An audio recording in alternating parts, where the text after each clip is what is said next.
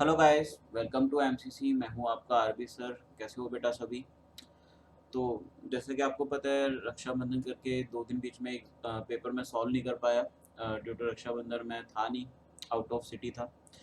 तो आज मैं आपको सबसे पहले पेपर नंबर 77 जो आज के दिन अपलोड हुआ था एनटीए अभ्यास ऐप पर, तो सबसे पहले उसका सॉल्यूशन बताऊंगा। आफ्टर दैट जो 75 और 76 बीच के 2 पेपर रह गए, वो भी मैं आपको आज ही उसका सॉल्यूशन प्रोवाइड कर दूंगा, तो जिससे आपके तीनों पेपर्स जो भी करंटली आए हैं उनके आपको सॉल्यूशंस मिल जाएंगे। ठीक है, जो भी आपके डाउट्स होंगे वो क्लियर हो जाएंगे। तो चलिए फिर स्टार्ट करते हैं अपन पेपर नंबर 77 का डिस्कशन। क्लियर? चलिए, बस ये मैं चलिए बेटा स्टार्ट करते हैं फिर। ठीक है, पेपर नंबर 77 के सॉल्यूशंस को। तो पहला क्वेश्चन अपन को दिख रहा है, a polymer containing nitrogen is. तो ऐसा इनमें से कौन सा ऐसा पॉलीमर है जिसके अंदर नाइट्रोजन होता है? तो नाइट्रोजन आपको पता है नाइलॉन 66 के अंदर होता है नाइट्रोजन कंपोनेंट। तो पहले का डी ऑप्शन आ गया, क्योंकि बेकलाइट के अंदर नहीं होता। बेकलाइट जो होता है एल्डिहाइड का पॉलीमर होता है। डैक्रोन जो है, डैक्रोन में भी नहीं होता, रबड़ में भी नहीं होता। नाइलॉन 66, नाइलॉन 6, इनमें क्या होता है? नाइट्रोजन एटम होता है। ठीक है, तो ये आ जाएगा इसका डी ऑप्शन। क्लियर? पहला तो इजी था, लर्निंग बेस्ड था सिर्फ। दूसरा क्वेश्चन है, ZnCl2 रिएक्ट्स विद XXNH3। देखना भाई बेटा, ZnCl2 जब NH3 एक्सेस के साथ रिएक्ट करेगा तो ऑब्वियसली बात है कॉम्प्लेक्स कंपाउंड बनाएगा, क्योंकि ये क्या है, ZnCl2 ये इलेक्ट्रॉन एक्सेप्ट कर सकता है। तो ये बना लेगा ZnNH3 4 2+। ठीक है, ZnNH3 4 2+, क्योंकि जिंक जो है +2 स्टेट में ज़्यादा स्टेबल रहता है सॉल्यूशन के अंदर। तो यहाँ पर जिंक की कितनी स्टेट आएगी? +2, क्योंकि अमोनिया क्या है? न्यूट्रल। अब Zn+2 सॉल्यूशन में न्यूट्रल है, तो इसने हाइब्रिडाइजेशन भी पूछी है, तो इसकी हाइब्रिडाइजेशन निकाल लेते हैं। तो जिंक यहाँ पर +2 है, तो जिंक +2 का क्या हो जाएगा? 3D10। अगर D10 रहेगा तो डी में तो सारे इलेक्ट्रॉन फिल ही हो गए, डी तो फुल्ली फिल्ड हो गया। ठीक है, अब क्योंकि इसमें स्ट्रॉन्ग फील्ड वीक फील्ड का फर्क ही नहीं पड़ेगा, क्यों? फुल्ली फील्ड है। इसका मतलब पहला कोऑर्डिनेट बॉन्ड 4s में आएगा और बाकी के 3 जो अमोनिया है वो p में जुड़ेंगे। इसका हाइब्रिडेशन आएगा sp3। sp3 मतलब टेट्राहेड्रल शेप। तो हमने बोला कॉम्प्लेक्स आयन ZnOH3, ये तो गलत है बेटा, पहला भी गलत है, दूसरा गलत। अब complex ion ZnNH3 4 2+ of tetrahedral geometry, बिल्कुल सही है। डी ऑप्शन है कॉम्प्लेक्स आयन ZnNH3 4 2+ और square planar geometry. Square planar नहीं आएगा बेटा, टेट्राहेड्रल आएगा। क्लियर? Is that clear? चलिए अगला क्वेश्चन देखते हैं। इसने लिखा है फॉर Ag2CO3 KsP इतना दे दिया है, फॉर AgCl KsP इतना दे दिया है। अब इसने बोला solid Ag2CO3 and solid AgCl are added to a beaker containing Na2CO3। Okay, इसने बोला एक बीकर है, इस बीकर के अंदर ऑलरेडी क्या था? इस बीकर के अंदर ऑलरेडी सोडियम कार्बोनेट था। इसके अंदर इसने ऐड जो करा वो करा इसने Ag2CO3 प्लस AgCl, ये ऐड कर दिया इसने। ठीक है, ये दोनों का मिक्सचर ऐड कर दिया इसने। Under this condition the CO3 2- की मोलर कंसंट्रेशन दे रखी है 1 molar. Calculate the Cl- in solution when equilibrium is established. तो जो सॉल्यूशन यहाँ पे बना उसमें Cl- की कंसंट्रेशन को अपन को बताना है। तो देखना बेटा क्या करेगी। अब देखो Ag2CO3 एंड Na2CO3 में, Ag2 एंड CO3 एंड देखो Ag2CO3 प्लस Na2CO3 होगा यहाँ पर। तो यहाँ पर देखो CO3 ये क्या है? कॉमन, तो कॉमन आयन लग जाएगा, ऑब्वियसली बात है कॉमन आयन इफेक्ट लगेगा, कॉमन आयन है। तो सबसे पहले मैं इसमें से Ag+ की कॉन्सेंट्रेशन को निकाल सकता हूँ। कैसे निकालूंगा देखना, KsP equal to Ag2CO3 KsP लिखूंगा तो 2Ag+, सीधा ही लिख देता हूँ। चलो मैं Ag+ का स्क्वायर इंटू का CO3 - 2। क्लियर? अब यहाँ से KsP ने Ag2CO3 का दे रखा है कितना? 6.2 इंटू 10⁻12। Ag+ का स्क्वायर को मैं एज इट इज रख लूंगा। क्लियर? CO3 2- की कॉन्सेंट्रेशन में कितनी ले लूंगा? देखो CO3 2- Na2CO3 में कॉमन है, तो यहाँ पर मैं क्या ले लूँगा 0.1 ले लूँगा। क्लियर। तो यहाँ से Ag प्लस की कॉन्सेंट्रेशन का जो स्क्वायर आएगा वो आ जाएगा अपना बेटा कितना 6.2 इंटू 10⁻12 अपॉन 0.1, सॉरी 0.1 नहीं है 1 है, सॉरी सॉरी सॉरी, ठीक है ना, पॉइंट नहीं 1 है, 1 मोलर है। तो यहाँ से Ag प्लस का जो कंसंट्रेशन आएगा वो आएगा इसका रूट 6.2 इंटू 10⁻12। तो 10⁻12 का तो 10⁻6 हो जाएगा, 6.2 का रूट देख लेते हैं कितना आएगा। ठीक है, तो ये अपन रूट अगर निकाले 6.2 तो 2.48 आ गया बेटा। तो ये यहाँ से Ag प्लस की कंसंट्रेशन जो आ गई वो आ गई 2.48 इंटू 10⁻6, ये आ गया। अब क्या करें, Ag प्लस का निकल गए। अब देखो इसने AgCl भी डाला था Na2CO3 में, AgCl डाला, तो यहाँ से मैं क्या करूँगा, यहाँ से मैं कर लूँगा Ag प्लस की, यहाँ से Cl माइनस की कंसंट्रेशन निकाल सकता हूँ। कैसे निकालूंगा, AgCl कैसे ब्रेक होगा, देखो Ag प्लस और Cl माइनस। क्लियर, क्लियर है बेटा। तो यहाँ पे क्या है, AgCl से Ag प्लस और Cl माइनस। ठीक है, अब यहाँ पर KSP का फॉर्मूला लगा दूंगा मैं, जो कि क्या होगा Ag प्लस की कॉन्सेंट्रेशन इनटू का Cl माइनस की कॉन्सेंट्रेशन। अब KSP AgCl का इसने दे रखा है कितना 2.8 इंटू 10⁻10 अपन यहाँ से क्या कर दूंगा, Ag प्लस की कॉन्सेंट्रेशन जो कि मैंने अभी निकाली थी कितनी आई थी 2.48 इंटू का 10⁻6, तो ये आ जाएगा Cl माइनस का कॉन्सेंट्रेशन। अब इसको डिवाइड कर लेता हूँ बेटा मैं, 2.8 को 2.48 से डिवाइड करना है, तो ये कर दूंगा मैं 2.8 डिवाइडेड बाय 2.48, ये आ गया 1.12 इंटू 10⁻4। तो 1.1 इंटू 10⁻4, देखो बेटा ये आ गया ए आंसर अपना। क्लियर, ए ऑप्शन मैच कर गया। तो ये इजी था क्वेश्चन, बट काफ़ी कॉन्सेप्टफुल था। तो अगर आपके कॉन्सेप्ट क्लियर है तो देन आपसे थर्ड क्वेश्चन इजीली हो जाता, नहीं तो हो सकता है नहीं भी होता। अगला क्वेश्चन था vapour density of N2O4 at a certain temperature is इतना। तो भाई इसने वेपर डेंसिटी दे दिया है N2O4 का सर्टेन टेम्परेचर पे 30। ठीक है, what is the percentage dissociation of N2O4 at this temperature, alpha पूछ रहा है बेटा ये। ठीक है, अब कैसे करें, देखो वेपर डेंसिटी इसने दिया हुआ है, ठीक है, N2O4 का इसने अल्फा पूछा है। अब आपको अगर केमिकल इक्विलिब्रियम में एक फॉर्मूला याद हो कि degree of dissociation in terms of vapour density, तो हम लोग क्या लगाते थे, D minus D upon N-1 into का D, वेर इसमें कैपिटल D क्या होता था, वेपर डेंसिटी एट इनिशियल पर वेपर डेंसिटी, और स्मॉल d क्या होता है, वेपर डेंसिटी एट इक्विलिब्रियम। ठीक है, किसकी, मिक्सचर की, क्योंकि इक्विलिब्रियम में खत्म तो होता ही नहीं है कभी। क्लियर, तो यहाँ से देखो बेटा, तो N2O4 से क्या बनता है 2NO2। क्लियर, तो इसने कैपिटल D की वैल्यू तो अपन निकाल ले, कैसे निकालेंगे, वेपर डेंसिटी कैसे निकालते हैं, मोलर मास अपॉन 2। तो N2O4 का मोलर मास अगर मैं कैलकुलेट करता हूँ कितना आएगा, एक नाइट्रोजन का होता है 14, 14 टू द 28, 16 4 द 64, 8 8 4 12, 6 2 8 9, 9/2, तो ये आ गया 2 4 द 2 6 द 46। ठीक है ना, 46, तो 46 आ गया। कैपिटल D, स्मॉल d इसने दिया हुआ है 30 अपॉन n, n कितना हो गया 2, ठीक है, माइनस का 1 इंटू का d इंटू का 30, तो यहाँ से कितना आ गया, अच्छा इंटू 100 भी कर देंगे क्योंकि परसेंट निकालना है मेरे को। तो ऊपर कितना आ गया बेटा 16, नीचे आ गया 30 इंटू का 100, ये 0 से 0 गई, यहाँ पे कितना आ गया 3 5 द 15।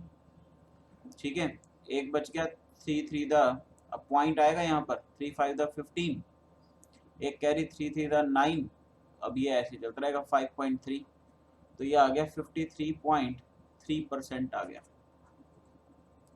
तो ए ऑप्शन इसका भी मैच कर जाएगा। बढ़िया क्वेश्चन था, बहुत कम क्वेश्चन आते हैं इस पे, इस फॉर्मूले पे। ठीक है ना, इन्होंने दे रखा है यहाँ पर, क्योंकि मोस्टली बच्चों को याद नहीं रहता, क्योंकि क्वेश्चन जल्दी से इस पे आता नहीं है, एडवांस में आता है क्वेश्चन आता है, बट यहाँ पर दे रखा है तो इसलिए मैंने आपको बता दिया।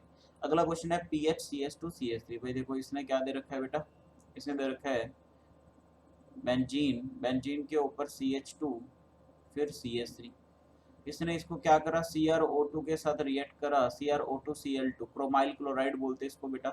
CCl4 एक नॉन पोलर सॉल्वेंट है, दूसरा इसका हाइड्रोलिसिस भी करवा दिया, ठीक है, एसिडिक मीडियम में। और ये जो कन्वर्ट हो गया, ये किस में कन्वर्ट हो गया बेटा, CH2CHO, क्लियर, इसमें कन्वर्ट हो गया। इसका मतलब ये जो टर्मिनल ग्रुप है ये किस में कन्वर्ट हो गया, CHO में कन्वर्ट हो गया। इसका मतलब यहाँ पर ऑक्सीडेशन हुआ होगा, ठीक है ना, इसका मतलब क्या हुआ होगा, ऑक्सीडेशन हुआ होगा।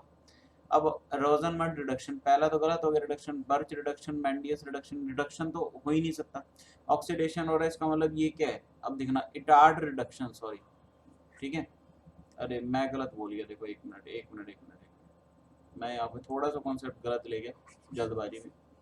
अब देखो यहाँ पर हो क्या रहा है, एक मिनट, यहाँ पर होता है above reaction is an example of which name reaction, okay, इसने बोला इनमें से कौन सी नेम रिएक्शन का एग्जांपल है। अब देखो यहाँ पर क्या हो रहा है, रोजनमंड कैटलिस्ट क्या होता है बेटा, PDBSO4, ठीक है, यहाँ पर वो तो पूरे को उठा के, वो कार्बन को उठा के, मतलब रिडक्शन जो होता है वो अल्केन में कन्वर्ट करता है।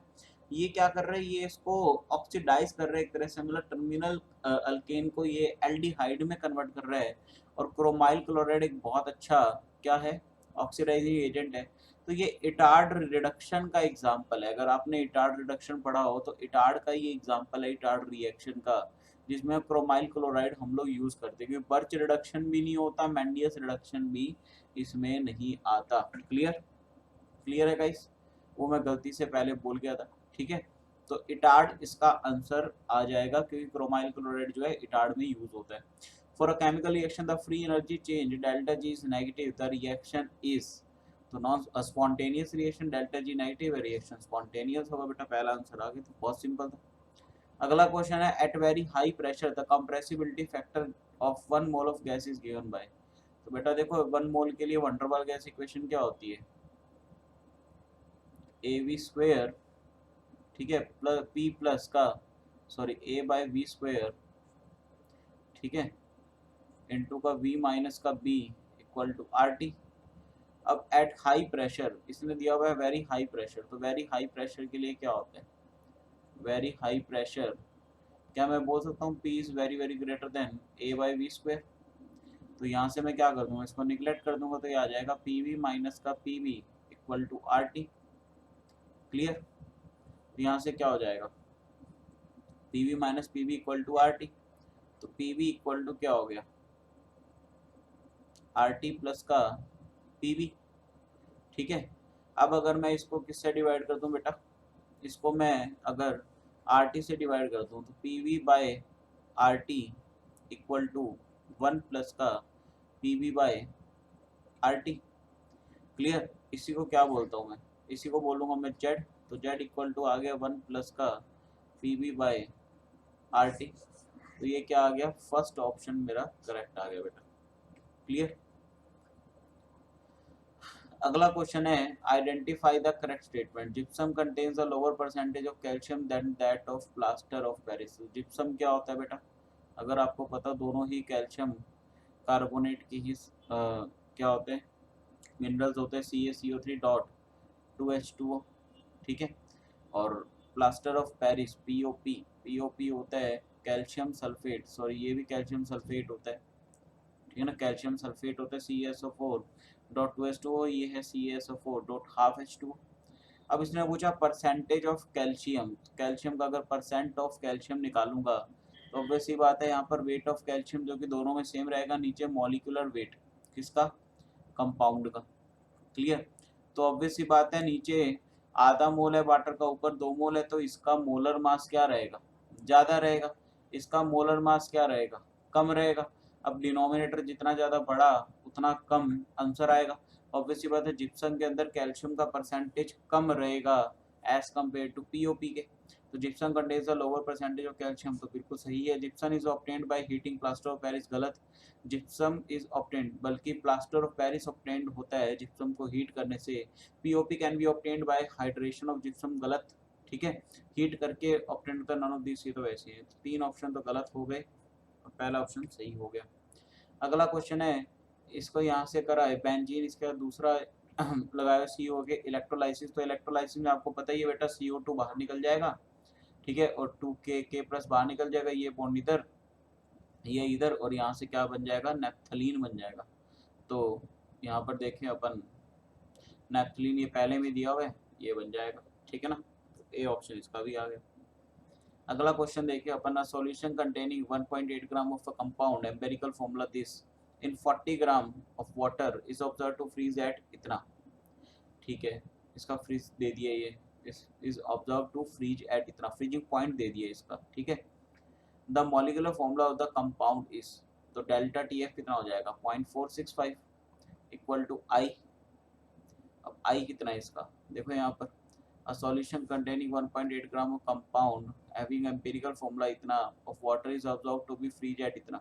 अब इसने यहाँ पे कुछ नहीं देखा तो आई को 1 मान लूंगा मैं, इनटू का KF कितना हो गया 1.86 इनटू का क्या इसने दे रखा है, सॉल्यूशन करनी 1.8 ग्राम ऑफ मोलैलिटी, मोलैलिटी में मोल आएगा ना, तो मोल को क्या लिख सकता हूँ, given mass upon molar mass, into का वाटर का मास कितना दे रखा है इसने 40 ग्राम, ग्राम है तो इंटू का 1000 भी आ जाएगा ऊपर, तो यहाँ से मैं क्या निकाल लूंगा, m निकाल लूंगा। m कैसे निकालूंगा, ये आ जाएगा 1.86 इंटू का 1.8, नीचे कितना आ गया जी, इंटू का 1000 भी है ऊपर, नीचे का 40 इंटू का 0.465, कितना आ गया, ये देखो एक जीरो से जीरो ये कैंसिल होगी,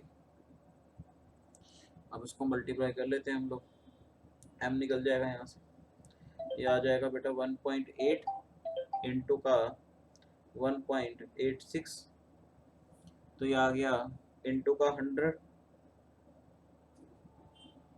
ये आ गया 334.8 डिवाइडेड बाय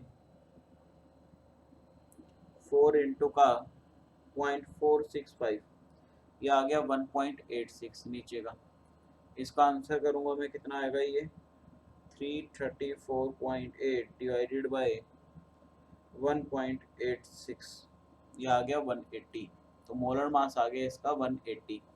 अब मोलर मास आ गया 180, इसने बोला the molecular formula of the compound is, molecular formula निकालना है, तो मॉलिक्यूलर फॉर्मूला क्या होता है,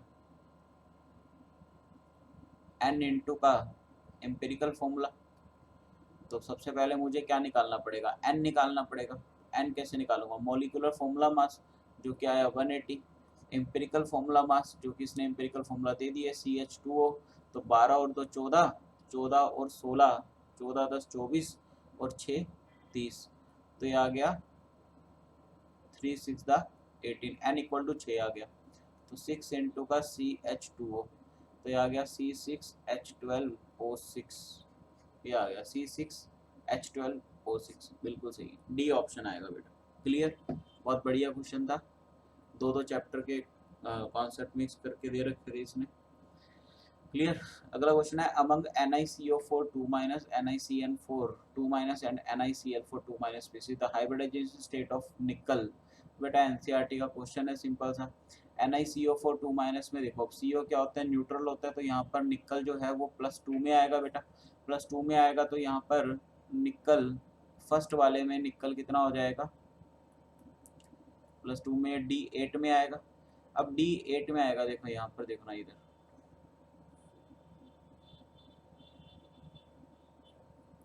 ठीक है,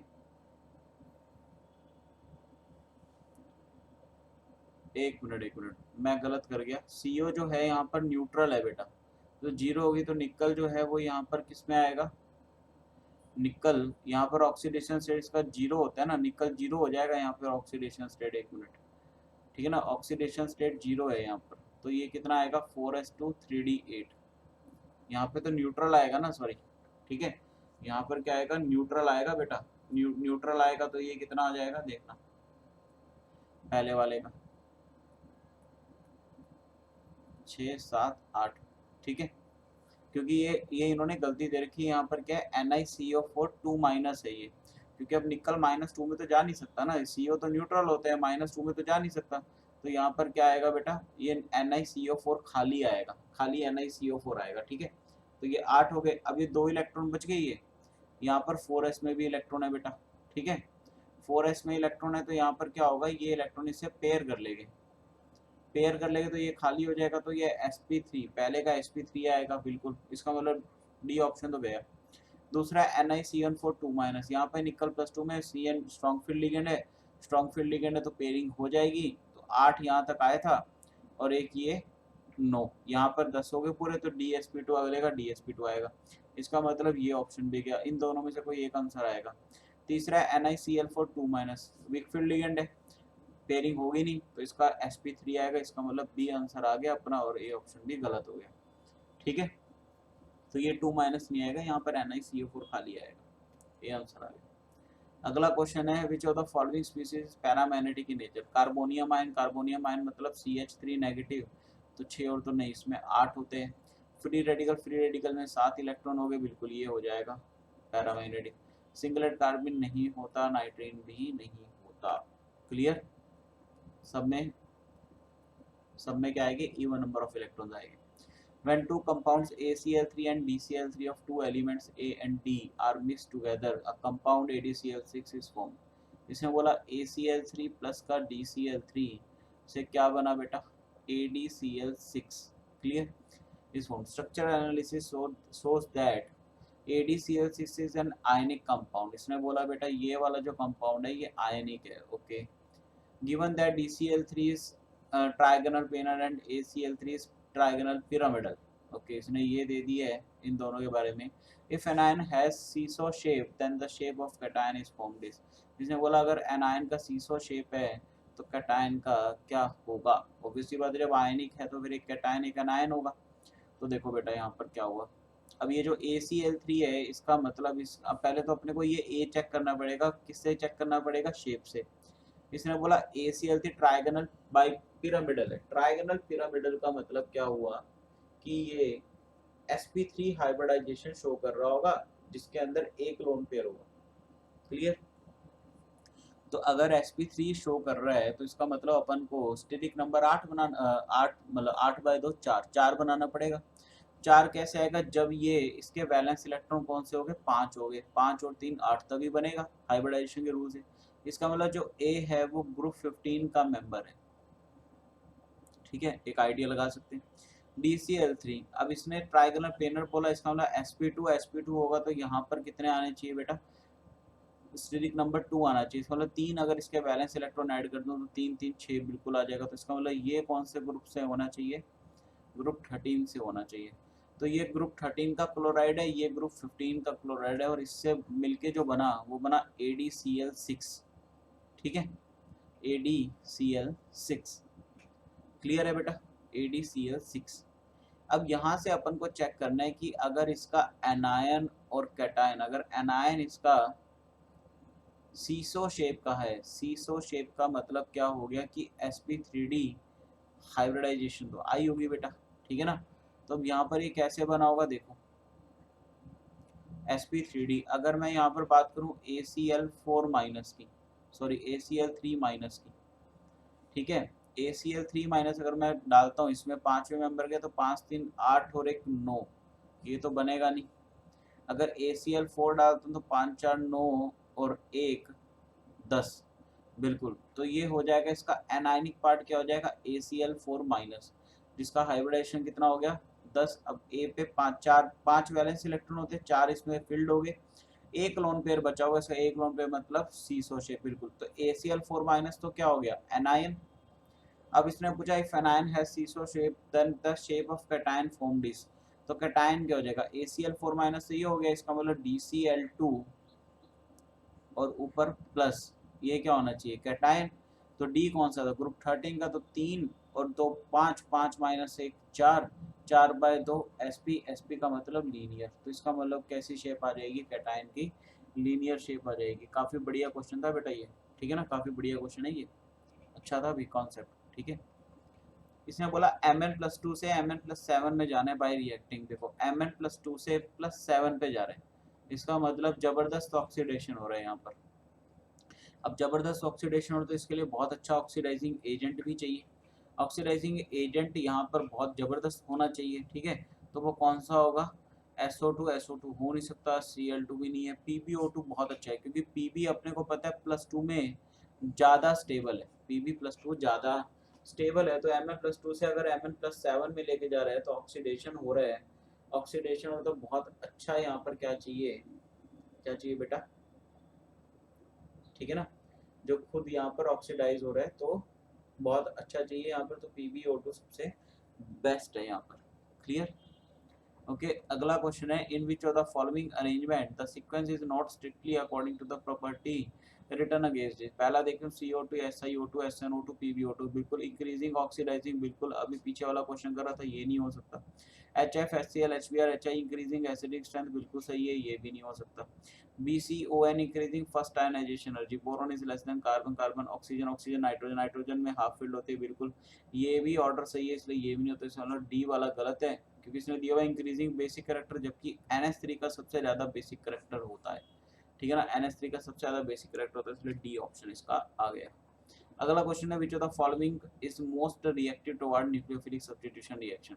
तो देखो बेटा SN न्यूक्लियोफिलिक सब्स्टिट्यूशन रिएक्शन में क्या होता है, हम लोग बोलते हैं SN2 के अलोंग कि न्यूक्लियोफाइल अच्छा, लिविंग ग्रुप अच्छा लगा होना चाहिए, गुड लिविंग ग्रुप, ठीक है। अब लिविंग ग्रुप अच्छा कौन सा होगा, जो या तो क्या होगा,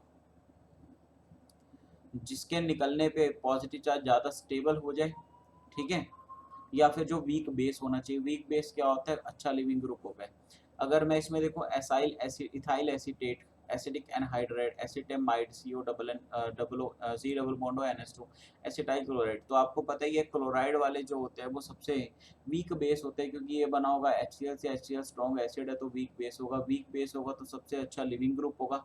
इसका मतलब सबसे ज़्यादा जो रिएक्टिव होगा वो एसिटाइल क्लोराइड के अगेंस्ट होगा, क्योंकि ये सबसे अच्छा लिविंग ग्रुप है, बहुत ईजिली निकल जाएगा। क्लियर? ओके अगला क्वेश्चन आ गया, चेयर कन्फर्मेशन आ गई है, the correct stability order of the following species. तो आपको याद रखना बेटा कॉन्सेप्ट क्या है यहाँ पे, चेयर फॉर्म के अंदर, इन चेयर फॉर्म, ठीक है, साइक्लोहेक्सेन का बनाता है चेयर फॉर्म, ठीक है ना। तो इसके अंदर हम लोग बोलते हैं कि स्टेबिलिटी जो ऑर्डर है, स्टेबिलिटी ऑर्डर अगर मैं यहाँ पे बात करूँ तो स्टेबिलिटी जो होता है इक्वेटोरियल की हमेशा ज़्यादा होती है एक्सियल से, इक्वेटोरियल की स्टेबिलिटी एक्सियल से ज़्यादा होती है। अगर मैं पहला देखूँ तो पहला जो है वो इक्वेटोरियल दिख रहा है, आपको इक्वेटोरियल दिख रहा है, पहले वाला क्या है, इक्वेटोरियल है बेटा, यहाँ पर मैं अलग कलर से लिख भी देता हूँ, दिस इज द इक्वेटोरियल, ये इक्वेटोरियल पोजीशन है, ठीक है, ये मिथाइल मिथाइल इक्वेटोरियल है। और ये वाले जो दोनों है ये क्या है, एक्सियल है। इसका मतलब ए सबसे बड़ा हो गया, सी सबसे छोटा हो गया, तो सी सबसे अगर छोटा हो तो इसका मतलब बी गया, डी गया, ए या सी में से कोई एक आंसर आएगा। अब अगर मैं ए और बी को ध्यान से देखूं, ए और बी को ध्यान से देखूं तो यहाँ पर देखो, अगर यहाँ पर भी मैं इक्वेटोरियल और एक्सियल निकालूं तो क्या मैं यहाँ से पहले एक लाइन ड्रॉ कर लूँ, एक लाइन ड्रॉ करूंगा, दोनों सेंटर एक लाइन के अकॉर्डिंग पास हो रहे हैं, ये वाला जो CS2 है ये अबव द प्लेन है, अबव है, ठीक है, और ये वाला क्या है, बिलो है। क्लियर? अगर आपको मैं एक्सियल इक्वेटोरियल बताऊं चेयर फॉर्म में, तो अबव द प्लेन में क्या होता है, जो बिल्कुल टॉप अपवर्ड होगा, बिल्कुल अपवर्ड सीधा होगा, वो किस पे होगा, एक्सियल पे, और जो थोड़े बहुत एंगल से, मोर देन एंगल 90 डिग्री से एंगल से रोटेट कर रहा होगा या टिल्टेड होगा, उसको हम लोग इक्वेटोरियल बोलते हैं। जब डाउन द प्लेन करते हैं तो जो वर्टिकली डाउनवर्ड होगा प्रॉपर वो एक्सियल होगा। तो अगर मैं इस वाले के कंपेयर में देखूं, इस वाले कंपेयर में, तो ये वाला जो CS2 है, इस CS2 के साथ जो मिथाइल लगा हुआ है बेटा, ये मिथाइल किस पे लगा हुआ है, देखो इस CS2 के बिल्कुल नीचे वर्टिकल एच है, ये तो एक्सियल हो गया, तो ये मिथाइल क्या है, इक्वेटोरियल। और अगर इस वाले के देखूं, इस वाले के देखूं यहाँ पर, तो ये देखो यहाँ पर इस वाले के देखूं तो ये वर्टिकल एच जो है, ये देखना, ये वर्टिकल जो है ये डाउनवर्ड है, तो इसका मतलब ये एक्सियल है। और अगर यहाँ से कंपेयर में करूँ तो यहाँ पर भी देखो ये वाला जो मिथाइल है ये भी क्या है, इक्वेटोरियल पोजीशन पे है, क्योंकि इसके वर्टिकल डाउनवर्ड क्या है, ये वाला एच वर्टिकल डाउनवर्ड है, ठीक है। तो इसका मतलब क्या हुआ, इसका मतलब ये हुआ यहाँ पर कि दोनों ही इक्वेटोरियल पोजीशन पे है, तो इसका मतलब ये हुआ ये इसके बिल्कुल क्या है, इसका बिल्कुल कॉपी तो है, इसकी दूसरी फॉर्म ही तो है, ये इस वाले मॉलिक्यूल की दूसरी फॉर्म ही तो है, ये बिल्कुल सेम ही तो है। अगर ये सेम है तो C is less than A equal to B, C option हमारा आ जाएगा बेटा। क्लियर? अगर आपको फिर भी चेन फॉर्म नहीं आती हो, कॉन्सेप्ट आपको क्लियर ना हो, तो इस आप मेरे को व्हाट्सएप कर सकते हैं, मैं इसके ऊपर एक टॉपिक छोटा सा बना दूंगा कि कैसे एक्सेल कैसे इक्वेटोरियल हम लोग पहचानते हैं, स्टेबिलिटी ऑर्डर उसमें कैसे देखते हैं। क्लियर? तो आप बता देना, मैं कमेंट्स कर देना, मैं एक इसका छोटा सा वीडियो यूट्यूब पे आप लोगों के लिए बना दूंगा। Clear? The energy of an electron in the first Bohr orbit of hydrogen atom is इतना। तो इसने बोला एनर्जी इलेक्ट्रॉन की फर्स्ट ऑर्बिट में E1 हाइड्रोजन एटम के लिए माइनस का 13.6 electron volt. The possible energy values of the excited state for electron in Bohr orbits of lithium 2 plus ion are. तो लिथियम के लिए क्या होगा, देखो फर्स्ट के लिए निकालते हैं, माइनस का 13.6 जेड स्क्वायर, लिथियम का जेड कितना हो गया 9 अपॉन एन स्क्वायर। एन सबसे पहले मैं ग्राउंड स्टेट के लिए निकाल लेता हूँ, तो ये कितना हो जाएगा माइनस का 13.6 इंटू का 9, तो 136 इंटू का 9, 9 5 तो 45, 9 6 54, 9 3 था 27, 27 और 5 कितना हो गया 27 और 32, 32 हो गया ना 32, 27 और 5 यहाँ पर 12, ठीक है 9 और 3 12, कितना हो गया 122.4। तो ये तो भाई ये इनमें से आ रहा है, कोई नहीं आ रहा। अच्छा E2 निकालता हूँ मैं, माइनस का 13.6 इंटू का 9/4, तो ये कितना आ गया बेटा 122.4। तो ये था ही, इसको 4 से डिवाइड भी कर देंगे, तो ये इसको 10 को नीचे उतार देते हैं, 4 दिया 12 और तो ये आ गया 30.8, माइनस का 30.8, ठीक है सॉरी 6 चौका 24 होता है 30.6, 30.6 आ गया, 6 4 द 24 होता है ना, तो ये आ गया 30.6। क्लियर, तो 30.6 आ गया बेटा ये। तो यहाँ पर ये देखो ये मैच कर गया, बी मैच कर गया, ठीक है। उसके बाद अगले में निकालूं तो नीचे क्या हो जाएगा 9 हो जाएगा, माइनस का 13.6, इसका मतलब B and C both are correct. तो इसका मतलब आंसर क्या आ जाएगा, this is our answer, D option हमारा आ जाएगा, क्योंकि बी और सी दोनों वैल्यू करेक्ट है, तो डी आंसर हमारा बिल्कुल मैच कर जाएगा।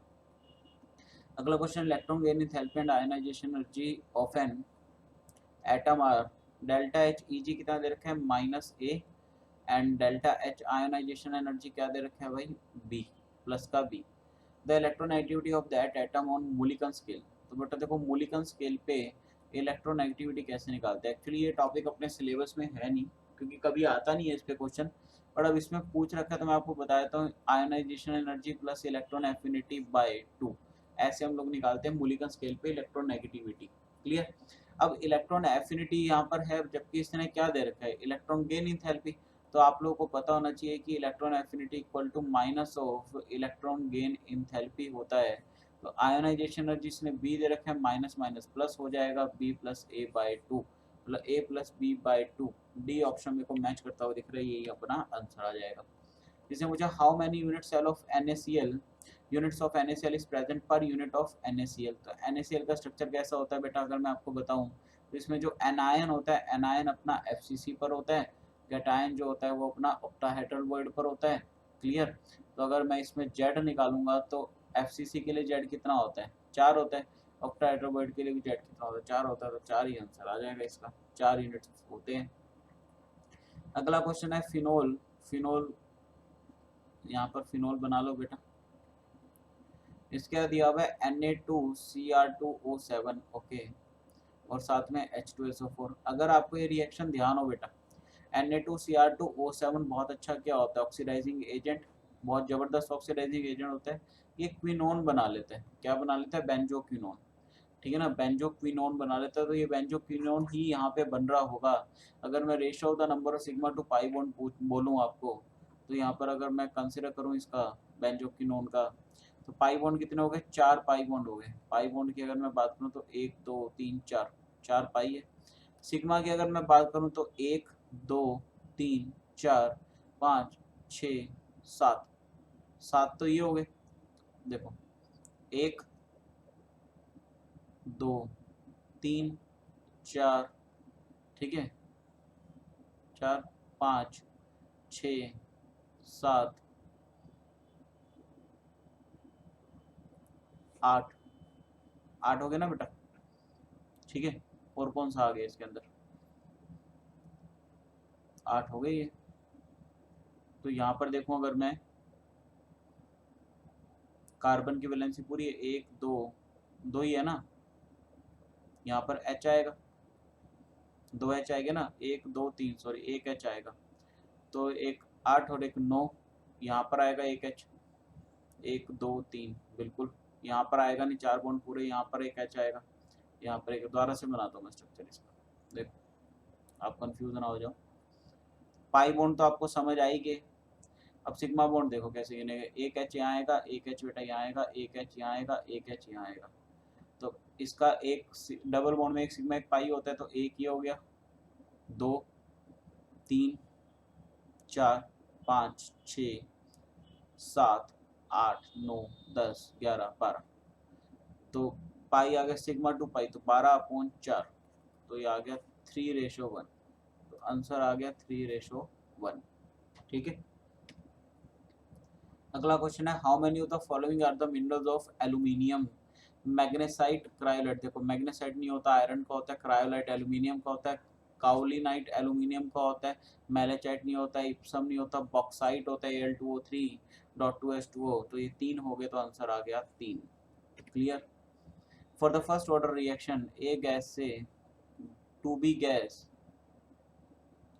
प्लस का C solid, okay, the T half equal to 24 minute, तो T इक्वल टू 0 पे the reaction is carried out taking certain mass of A enclosed in a vessel in which it exerts a pressure of 400 mm।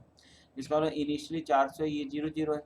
अब T equal to first half पर, ठीक है ना, तो T equal to T half पर, first T half जिसका 24 minute दे रखा है इसने, तो आधा रिएक्टेंट खत्म हो जाएगा, तो 400 में से 200 तो खत्म हो गया, और यहाँ पर कितना बनेगा बेटा, यहाँ पर 200 का डबल होगा तो 400 होगा यहाँ पर, और ये तो 0 ही होगा क्योंकि सॉलिड है, सॉलिड के लिए तो वैसे ही नहीं आएगा प्रेशर। अब इसने बोला था pressure of the reaction mixture in mmHg after expiry of 48 minute, तो 48 मिनट एक्सपायरी पे 48 मिनट 24 का डबल हो गया, इसका मतलब 2T हाफ पर क्या होगा। अब 2T हाफ पर क्या होगा, 200 इसमें जो रह गया था 200 का भी आधा होगा, मतलब 100, इसका मतलब 400 में से 100 जाएगा यहाँ पर, और यहाँ पर कितना हो जाएगा, सॉरी 400 में से 300 जाएगा, 300 हो गया ना, क्योंकि 200 पहले था, 200 का आधा करा 100, दोनों को ऐड करेंगे 300, तो यहाँ पर 300 का डबल कितना हो जाएगा, 600 हो जाएगा, और ये 0 रहेगा। इसने बोला टोटल प्रेशर, तो यहाँ पर लास्ट वाले में पी टोटल निकाले, 400 माइनस 300 का 100 प्लस का 600, तो ये कितना आ गया 700, 700 mm प्रेशर आ गया, 700 आंसर आएगा अपना। अगला क्वेश्चन है the dipole moment of this is 1.5 d, okay, dipole moment of this निकालना है। देखो बेटा बढ़िया क्वेश्चन है, ठीक है। डाइपोल मोमेंट आपको वेक्टर एडिशन आना चाहिए क्योंकि वेक्टर सम होता ही है। अगर मैं इसकी डाइपोल मोमेंट ऐसे निकालूं, इसकी ऐसे रखूं यहाँ पर एरो, तो ये तो आपस में क्रॉस कैंसिल हो गया ऊपर नीचे वाला, इन दोनों के अपन को देखना है, इनका जो रिजल्टेंट आएगा इन दोनों वेक्टर का, ये एंगल आएगा, ये एंगल कितना होगा 120 का, ठीक है, क्लियर, बीच वाला एंगल 120 होगा। तो यहाँ पर देखना बेटा, तो म्यू रिजल्टेंट जो होगा वो आपको फॉर्मूला पता ही है, वेक्टर एडिशन कैसे करते हैं, parallelogram law of vector addition. तो μ1 स्क्वायर, इसको μ1 मान लिया मैंने, इसको μ2 मान लिया, तो μ1 स्क्वायर प्लस का μ2 स्क्वायर प्लस का 2 μ2 कोस थीटा, जबकि थीटा क्या है 120। तो अब यहाँ पर देखो, अब देखो इसने बेंजीन के ऊपर x लगाओ, इसे x की वजह से जो डाइपोल मोमेंट आई 1.5 आई, यहाँ पर भी हर जगह x है, तो मैं इसकी भी डाइपोल मोमेंट कितनी मान सकता हूँ 1.5, और इनकी वजह से भी जो आ रही है 1.5 कैसे, तो इसका मतलब दोनों डाइपोल क्या हो गए, इक्वल हो गए, इक्वल हो गए, तो यहाँ पे मैं क्या लिख सकता हूँ 2 mu square plus mu square 2 mu square plus का 2 म्यू स्क्वायर वापिस आएगा, कोस 120 कितना होता है माइनस का 1/2, तो यहाँ से कितना आ गया बेटा, ये आ गया अपना 2 से 2 कैंसिल हो गया, तो ये कितना आ गया बेटा 2 म्यू स्क्वायर माइनस का म्यू स्क्वायर, तो यहाँ पर कितना रह गया म्यू स्क्वायर रह गया, ठीक है, म्यू रिजल्टेंट। तो यहाँ से इसका स्क्वायर करूंगा, म्यू स्क्वायर रहेगा ना, म्यू स्क्वायर का रूट रह गया, सॉरी म्यू स्क्वायर का रूट, तो जब रूट हटाऊंगा तो स्क्वायर से रूट कट जाऊंगा, तो mu R equal to mu आ गया, और म्यू कितना था अपने पास 1.5, इसका मतलब इसका भी रिजल्टेंट बिल्कुल सही अपने सोचा था 1.5 डी आएगा, क्लियर, तो ये आ गया। अगला क्वेश्चन है the standard EMF of a cell involving 1 electron change is found to be इतना, ठीक है, तो भाई इसने ई नोट दे दिया अपन को कितना 0.591, एक इलेक्ट्रॉन का चेंज आया, इसका मतलब एन अपने को दे दिया है 1।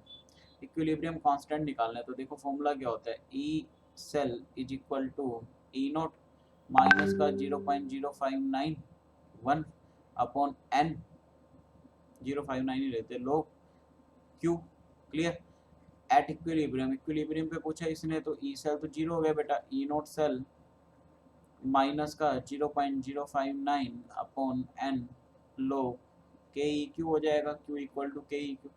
तो यहाँ से कितना हो गया बेटा, माइनस का ई नोट सेल, ठीक है, इक्वल टू माइनस का 0.059 अपॉन एन लो के ई क्यू। यहाँ से करेंगे तो N E naught cell minus से माइनस कैंसिल हो जाएगा, अपॉन का 0.059 इक्वल टू लो के ई क्यू। तो बस यहाँ से निकाल लेते, एन कितना है, 1 है, 0.591 0.591 अपॉन ये कितना है 0.0591। तो यहाँ से कितना उतारूंगा, यहाँ से 1000 नीचे उतारूंगा और यहाँ से कितना उतारूंगा 10,000 नीचे। तो ये देखो यहाँ से 3 से 3 जीरो गई, एक 10 बच गया। तो ये क्या होगा 10 इक्वल टू log के ई क्यू। तो के ई क्यू कितना हो जाएगा 10 की पावर 10, इसमें 10 की पावर x पूछा था, तो इसका मतलब x इक्वल टू कितना आ गया 10। तो ये हमारा पेपर था बेटा 77, इजी पेपर था, एक आधा क्वेश्चन था। तो इसमें आपके 90 से 95 मार्क्स के आसपास आ जाने चाहिए आपके, बहुत इजी पेपर था। ठीक है, आजकल पेपर आसानी आ रहे हैं, अब जो बाद के पेपर है सारे, ठीक है, स्टार्टिंग में कुछ बढ़िया पेपर थे, बीच में भी कुछ अच्छे पेपर आए थे, अब ये तो पेपर काफ़ी आसान आ रहे। तो आप लोग अगर इतना मार्क्स आ रहे तो काफ़ी अच्छी तैयारी है आपकी। चलिए हम लोगों ने पेपर ये सॉल्व कर लिए, अगले पेपर को मैं डिस्कस करूँगा आपके साथ आफ्टर लंच करने के बाद। चलिए फिर मिलते हैं हम लोग गाइस वापस से, and best of luck for your JEE exam, and hope so कि सितंबर में ही एग्ज़ाम हो जाए तो बहुत बेटर है, क्योंकि आप में से बहुत सारे बच्चे इतने टाइम से तैयारी कर रहे हैं। बट अगर कोविड-19 नहीं ख़त्म होता तो बेटा एग्ज़ाम की तैयारी से ज़्यादा बेटर सेफ्टी है मेरे अकॉर्डिंग, मेरे पॉइंट ऑफ व्यू से। अगर ऐसे ही चलता रहा, ऐसे ही केसेस लगातार बढ़ते रहे, तो बेटर है कि पेपर जो है वो जनवरी फरवरी तक में शिफ्ट करे जाए, कि जब तक अपने पास प्रॉपरली इसका वैक्सीन क्रिएट हो जाए एंड केसेस ये कम हो जाए। Clear? Okay guys, bye bye, take care, thank you very much.